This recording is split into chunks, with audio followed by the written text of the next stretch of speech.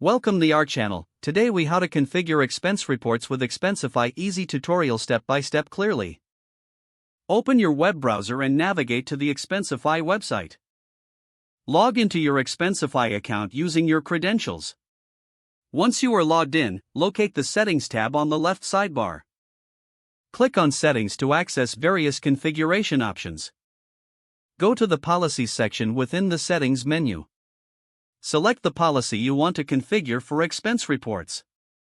If you do not have an existing policy, create a new one by clicking on the New Policy button.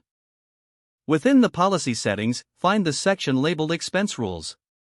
Here, you can set rules for expense submissions and approvals. Decide whether to require receipts for certain expense types.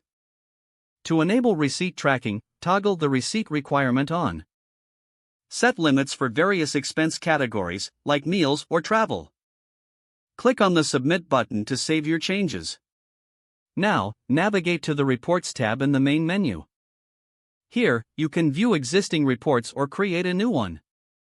To create a new report, click the New Report button. Fill in the report name and any relevant details. Add line items for each expense you want to include. Select the expense type and input the amount for each line item. Attach receipts where required by clicking on the Add Receipt button. Review your report for accuracy before submission. Once finalized, click the Submit Report button for approval. Your report will now be sent to the designated approver based on your policy settings. Monitor the status of your report under the Reports tab.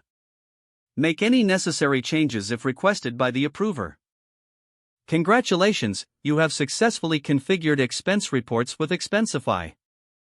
If the page does not load, refresh the browser or try again in a private or incognito window. Make sure you are using the correct email address, then retype it carefully to avoid small typos. If your password is not accepted, use the reset option and create a new strong password you can remember.